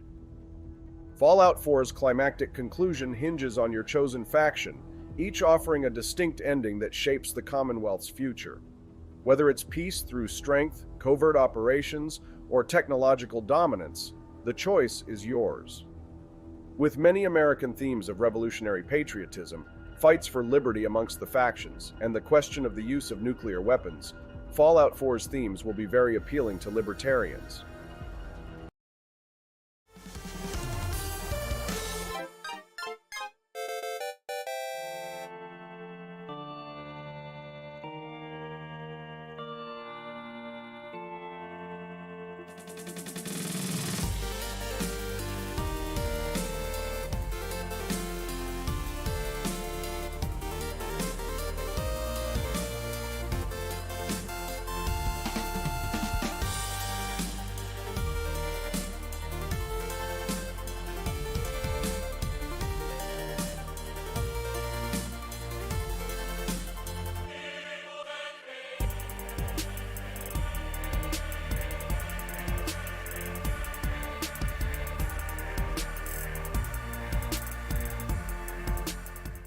It was 1946. A battle was fought, not overseas, but right here on American soil. The Battle of Athens, an intense struggle against election fraud and for the rights promised by our founding fathers. Driven by the Second Amendment, ordinary citizens stood tall and fought back. Help us expose this momentous battle of integrity and bravery. Your support can make a difference. Visit givesendgo.com/bleedamerican and pledge your support, because we believe in the power of truth, the strength of unity, and the spirit of we the people. Let us not forget, we bleed American.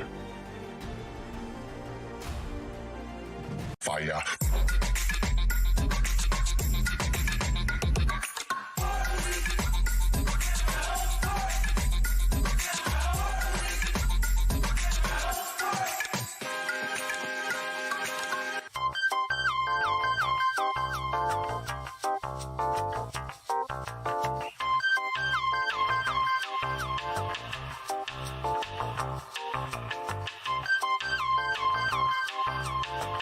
Hello, this is Barack Obama, and let me tell you why Austin Peterson.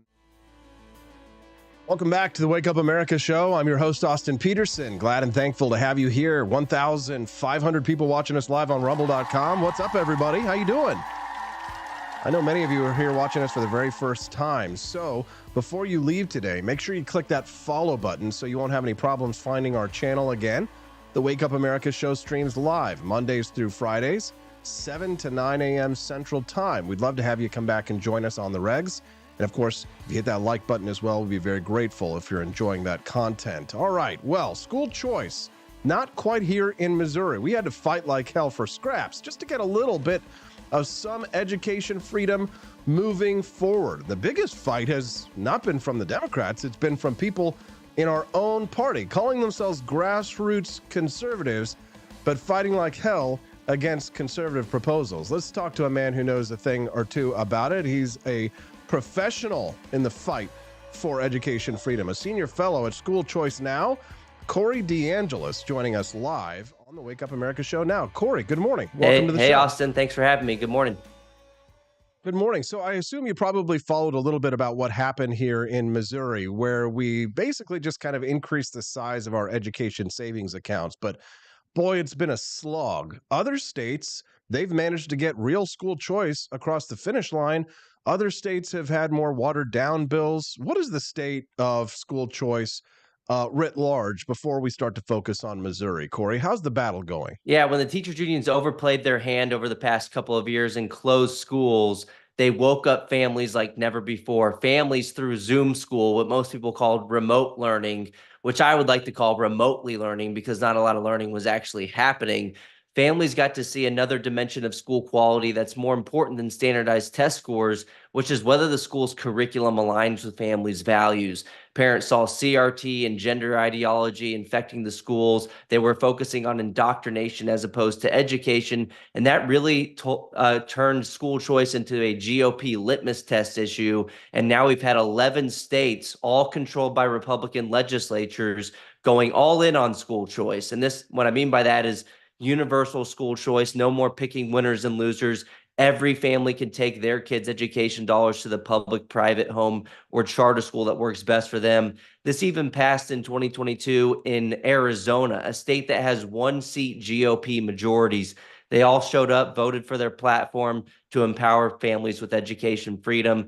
And we've had other states this year as well. Alabama was the 11th to go universal, happened this year. Louisiana's House is just passed a bill to go universal. That passed with a supermajority support, 72 to 32. And we've had states like Wyoming and Georgia pass their first education savings account program this year as well. So there's a lot of momentum, and it's Randy Weingarten and the Leftist Teachers Union's own fault for stepping in it over and over and over again, revealing their true colors, that they care more about politicized education, indoctrination, as opposed to the kids actually learning the basics, math, reading, and writing. Well, Corey, you're kind of famous for warring with the head of the National Teachers Union, Randy Weingarten, online. She's spoken out of both sides of her mouth when it comes to the issue of keeping schools open or closing them during the pandemic. And your job has been essentially to keep her honest on this one. There have been so many legislators out there who, especially this clip that you've been sharing around about this Senator Mary Wills Bode, who are such hypocrites about them going to private schools and then demanding that public school kids have to stay in their public school districts. There really is a sense of elitism from many of these people who don't want public school kids to be able, or the parents of public school kids to be able to have the same opportunities that they had. They want to keep us poor, they want to keep us stupid, and they want to keep us in our little districts. And after that, live in the pod and eat the bugs. But there's a lot of hypocrisy out there, right, Corey? Right. Well, and then these are the same people who say that they're for equity and allowing for, everybody to have opportunities. Well, guess what? That money's meant for educating the kid. It should follow them to the school that works best for them. That would expand educational opportunities to less advantaged populations. This shouldn't be a partisan issue, left or right. It's just that the Democratic Party is a wholly owned subsidiary of the teachers unions. 99.97% of the contributions from Randy Weingarten's union, AFT, went to Democrats in 2022. And it's been like that for decades. It's a money laundering scheme. It ought to be illegal. They extort funding from taxpayers, funnels to the government school system, goes to the teachers unions, and almost all that money goes back to Democratic campaign coffers. So it's a gravy train for the Democrats, and that's why they vote against it. And it makes them look like total hypocrites over and over and over again. We saw this also in North Carolina with Roy Cooper, their governor. He sent his kid to private school, yet he declared a state of emergency over school choice. It's beyond parody at this point. And if the Democrats or if the Republicans are smart, they'll pick up the football on this issue like they're doing in these 11 other states. In Missouri, yes, you expanded school choice to all counties and expanded the existing program, but let's go universal. That's the new metric, the new barometer of success. It's Milton Friedman's vision of universal education freedom. For sure. Now, Corey, I saw a tweet flash by my timeline. It was, I think, yesterday, where someone was correcting you on either your grammar or your spelling. I can't remember which. And your response to that was, "Sorry, I went to a public school." Yeah, and it wasn't my grammar or my spelling. It was my handwriting. I actually signed a book. My new book's The Parent Revolution, Rescuing Your Kids from the Radicals Ruining Our Schools. I signed the inside cover and sent it to Randy Weingarten to thank her for all that she's done to inadvertently do more to advance school choice than anyone could have ever imagined. So the book is actually dedicated to Randy Weingarten and the teachers unions for stepping in it, for overplaying their hand. I mean, she was tweeting this morning about how some of the schools in Gaza have been closed. And I like to remind her this morning as well that, well, you closed our schools here, and that caused a lot of learning loss and problems for kids in the United States. Now, Corey, here in Missouri, we advanced not school choice, but a little bit more of an education savings account for kids in certain districts. But what has been really shocking is, and I don't know how closely you've followed the battle that we've had here in Missouri, especially recently, but what's been really fascinating is not the Democrats, not the Randy Weingartens of the world, the Joe Bidens, the Kamala Harrises. Missouri is a Republican supermajority state. But what's been fascinating is that there are a lot of Republicans or people who think they're conservatives who have been opposing school choice. What's the Republican beef? Well, it's because these are have you noticed this? Yeah, these are the same people who are already endorsed by the unions, and they're just trying to have their cake and eat it too, trying to say they're Republicans while voting against their own party platform to empower parents. But the argument, they'll try to make it about logic when it has nothing to do with logic and everything to do with power dynamics. They'll say, I live in a rural area, and because I live in a rural area, I don't have to vote for my own party platform, and I could still be a Republican. It's a convenient excuse to side with the establishment. And look, the 9 most rural states in the country, including Maine and Vermont and West Virginia, they already have some form of private school choice. In fact, in Maine and Vermont, they have the oldest voucher programs in the country, started in the late 1800s, specifically for kids in rural areas that didn't even have a public school. These programs are still on the books today. The state gave vouchers to families to take to private, even religious private schools that they want. They figured out over 150 years ago in these states that not having a lot of choice was an argument to expand opportunities, not to restrict them. And if you look at polling, voters in rural areas tend to be even more supportive than voters in urban areas for school choice. So if you're listening to the constituents and not special interest, you should be more likely to vote for school choice in rural areas, not less likely. And at the end of the day, if you're on Randy Weingarten's side on this issue and not my issue, and President Trump's issue, you're probably not the conservative education freedom fighter that you think you are. And the argument that they'll make is, well, on the one hand, I'm in a rural area, so I don't have private schools. It's not something that will benefit my constituents. But in the next breath, with a straight face, Austin, they'll try to tell you that this choice initiative is going to defund my fantastic rural public school. Well, one, if it's so fantastic, you should have nothing to worry about. And then two, if it's true that nobody can leave because the public school is the only great option in your area, well, then no one's going to leave. And you should, and it's not going to, the logic won't follow that this is going to defund that school. If no one's going to leave the public school and they're funded based on enrollment, you should be the last person arguing this is going to defund your public school. And so at the end of the day, in Texas, the case? One second. Isn't it go ahead. Yeah, go ahead. In Texas, where I live, you had a bunch of these fake Republicans voting against school choice in the House, and they successfully joined the Democrats in killing it last year.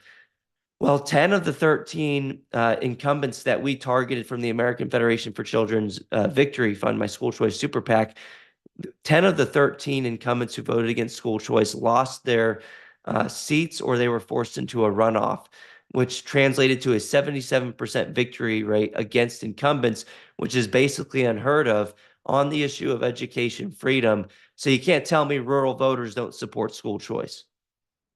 Isn't it the case, Corey, that there's a class warfare element to this, that these rich, elite, mostly Democrat people do not want the poor to be able to better themselves, and they don't want the poor kids coming into their schools? Isn't that an element of this? Yeah, and they'll even say the Democrats' main argument as to why they can be hypocrites and why they can send their kids to private schools and no one else can. They'll say, well, I paid for it myself. All of a sudden, they come up with this pull yourself up by your bootstraps mentality only when it comes to K-12 education. They want taxpayers to pay for free college. They want taxpayers to pay for preschool for everybody else.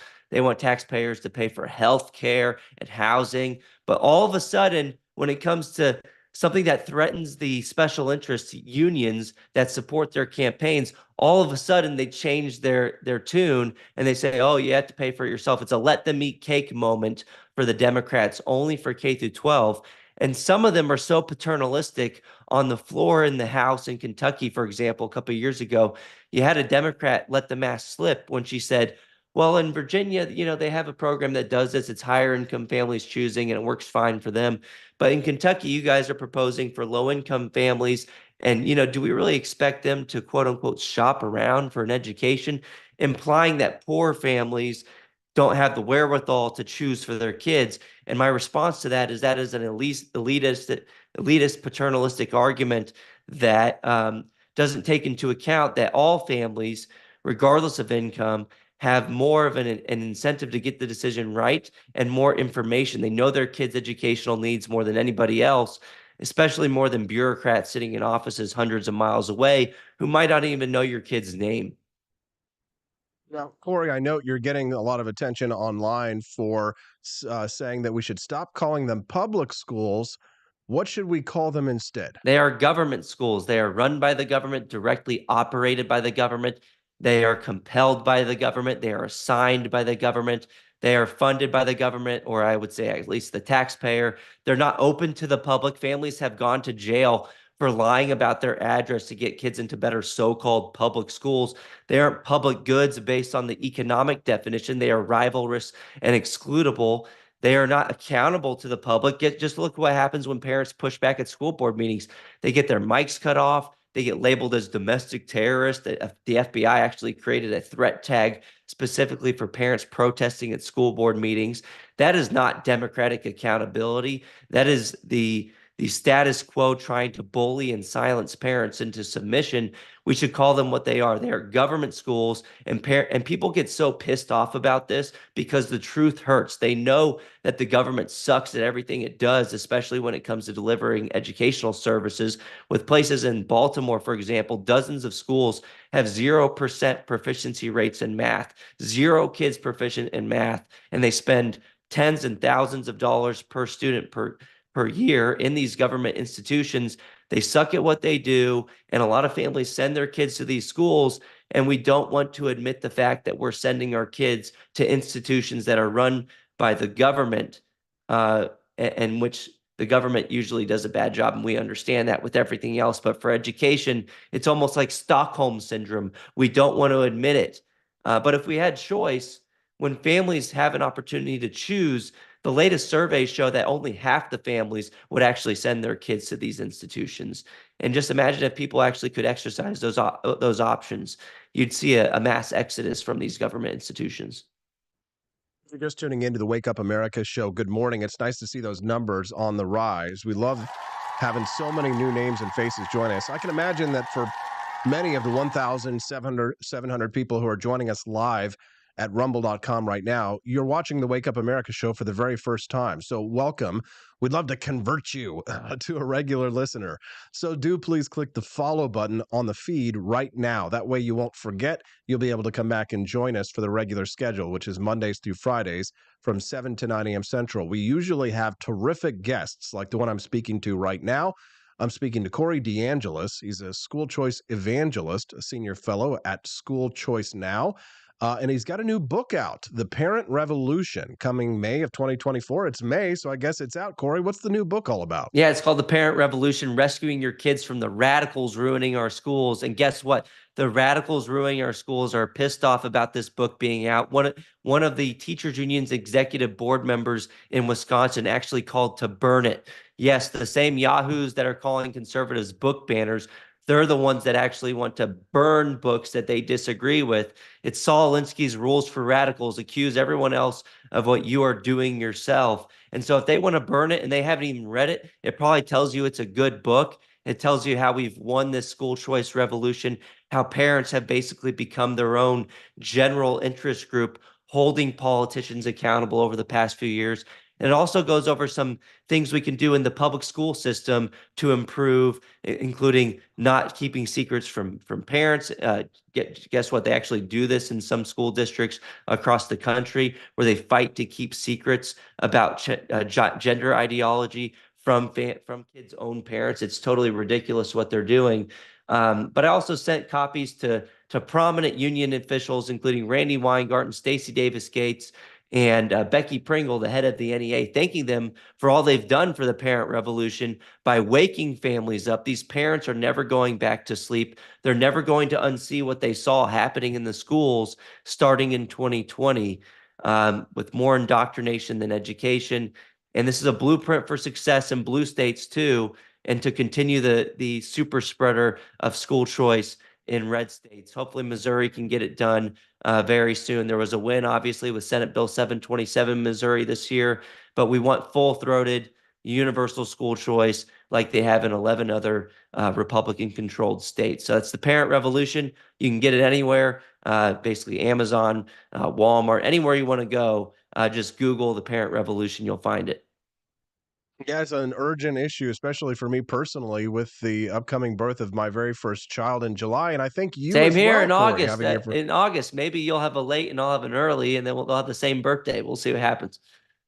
That'd be great, Corey. Well, thank you so much for fighting for education, freedom, and limited government. We definitely need more warriors for this cause. And certainly the fight here in Missouri has reached a fever pitch. So I hope you'll come out here and help us out a little bit when we need you. So thank you very much for your time. We'll definitely tell people to check out your book, The Parent Revolution, which you can grab at many fine bookstores, including Amazon.com. Corey, keep up the good work, and we hope to see you again real soon. Have a great day. Yeah, you too. Thanks, Austin. Thanks very much. That's Corey DeAngelis, school choice evangelist. And today's been an absolutely great show. I hope you guys have enjoyed it. We've got about 10 more minutes left on the clock, so let's just riff a little bit, talk about what we've been talking about this morning. The frat boys, patriotic frat boys is the big story today, talking about these frat boys who their intrinsic maleness being offensive to the leftist gynocracy on college campuses.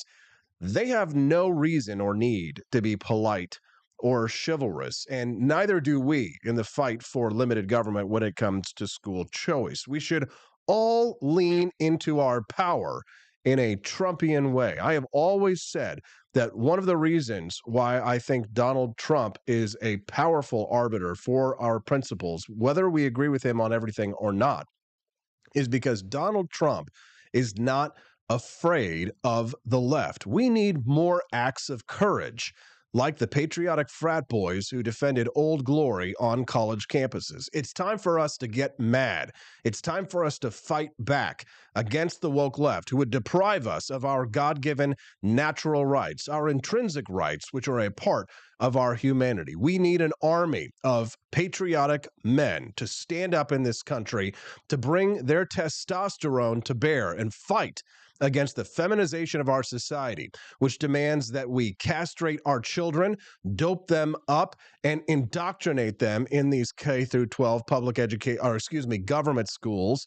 As Corey DeAngelis would say, it's time for us to fight to preserve the institutions that the American Republic was built on: the Constitution, the rule of law, individual liberty, life, liberty, and the pursuit of happiness, or as I like to call it, private property. In these rights contained within the individual blossoms all of those unique items and all of those unique institutions that are to protect those rights and life and liberty. And when the institutions have been corrupted and are no longer guarding or preserving or protecting those rights, we, the people, have the right to alter or abolish this form of government if we deem it necessary. That, to me, is a right of revolution. Now, whatever else can be said about Donald Trump, he is undeniably, irredeemably masculine. The way he walks, the way he talks, the way he dresses, his lusty appreciation for beautiful women.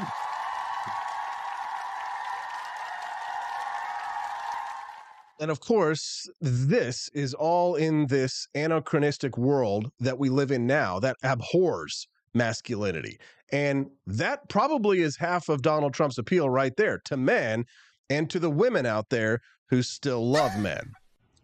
Now, regardless of Trump, Gallup polls show that the percentage of young men ages 18 to 29 who identify as Republican have increased 11 points in a decade. But we could do more. We can do better. That's from 38% in 2013 to 49% in 2023, with a big jump, 42% after the pandemic. It is the year of the man. This is the cohort whose school and college years were affected by COVID-19, these young men. Now, perhaps, school-age boys, they may have resented the lockdowns more than girls, and they rejected the safety obsessions of females in authority. But whatever the cause was, 18 to 29-year-old men are now 30% more conservative than their ultra-liberal female counterparts. Good job, men. Women ages 18 to 34 have become increasingly liberal and democratic in the past decade. Women went from 55% to 60% identifying as Democratic, and from 29% to 22% Republican between 2012 and 2023. They went from 32% to 51% liberal, and from 29% to 17% conservative. One frat boy type at many of these rallies yelled, "You stand no chance, old lady." She was trying to wrestle him for a barricade at a protest at UCLA last week. Nature always finds a way to assert itself, and it isn't always pretty. It's time, boys. Frat boy summer. Where's my sunglasses? Need a pair of those vipers, pit vipers. What do you think? Did you enjoy the show today? I know you did. I know you did. Wait a minute. I didn't play my favorite song. Hold on. Before we go, real quick, guys. Can we play the ay, ay, ay? Here we go.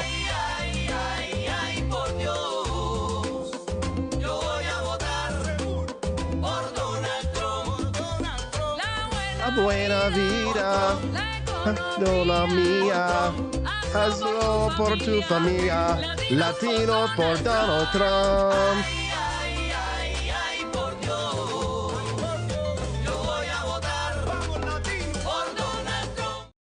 I'm Donald Trump and I approve this message. All right, now it's time for the sad music. So, here's what I got for you.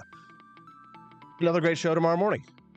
and then the next day, and the next day, and the next day, Monday through Friday. That's the show's schedule. I have got incredible content for you. I have the best guests. I have the best topics. We have the most fun. We have the coolest Rumble commenters. You are not going to want to miss the Wake Up America show tomorrow morning because we're going to have Judge Andrew Napolitano on the show.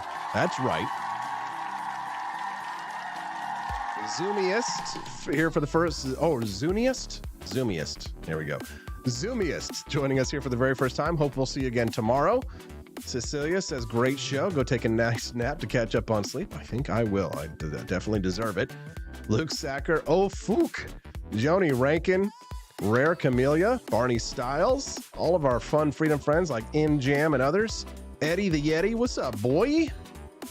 Luke Sacker. Let's see. My lovely smoking hot redhead libertarian wifey, Steffi Peterson. Mighty Megatron. Whitey White 14. How dare you? Levin 214. What's up, Levin? All of our friends over on Rumble Chat this morning. It's been great to see you all. Don't forget, before you leave today, make sure you click that follow button and exit through the Grift Shop. What's the Grift Shop, AP? Well, I'm glad you asked. Well, the Grift Shop is AP for Liberty Shop's merchandise shop, and you can get all kinds of awesome patriotic merchandise there. If you're feeling frat boy summer, there's no better website than apforlibertyshop.com. I mean, just go over in and type in USA.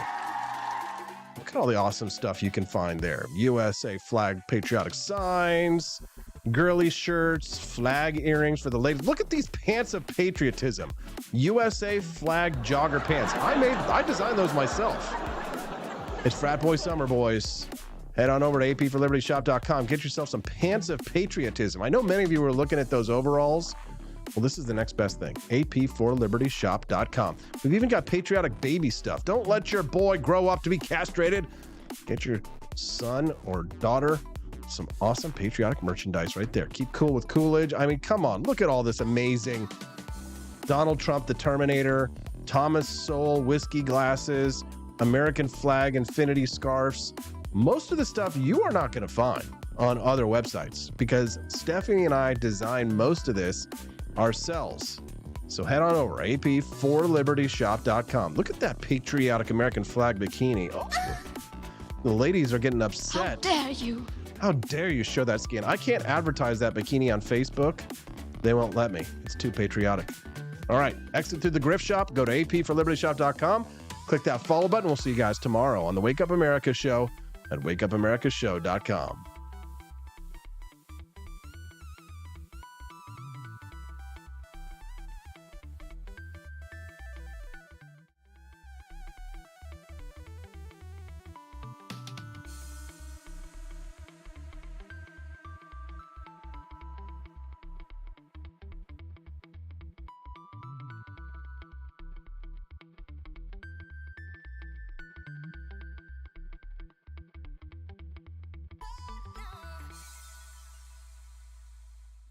Expanse of time, a year might seem like a mere moment, but oh, what a year it's been. In September 2022, Austin and Stephanie Peterson embarked on a journey to wake up America. They began humbly, with just 20 souls tuning in, learning, listening, and though challenges arose, like the looming shadow of YouTube demonetization, their spirit never waned. And now, thanks to you, thousands rise with the sun to join them, to listen, to engage, to be a part of a community.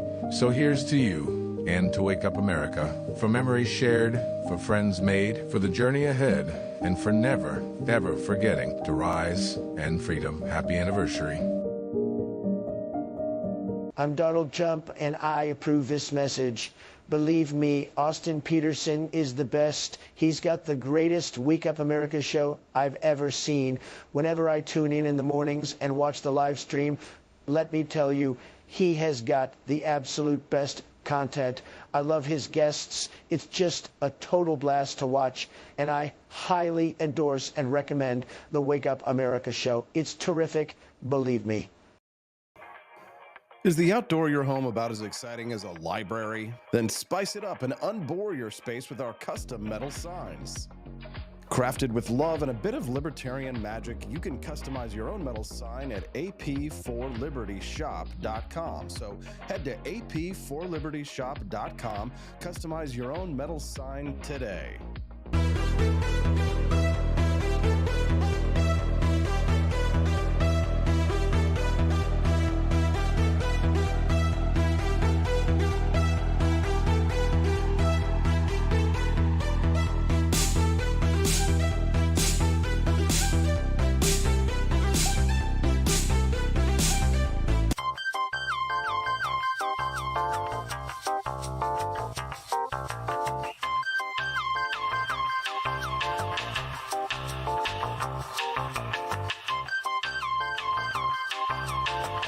Welcome to a world of vocal discovery at Peterson Voice Studio.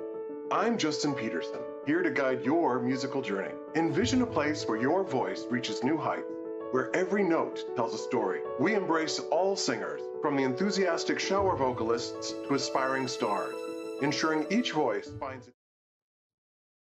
Hey guys, I know you can't hear.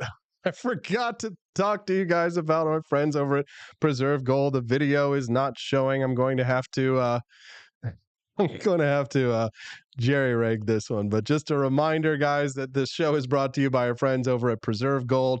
So text the word Liberty to 50505. Find out more from our sponsor today, Preserve Gold. Text the word Liberty to 50505. That's texting the word Liberty to 50505. Didn't want to forget our sponsors today, Preserve Gold. I'll do an extra read tomorrow to make up for it. But yeah, the video's feed is messed up there.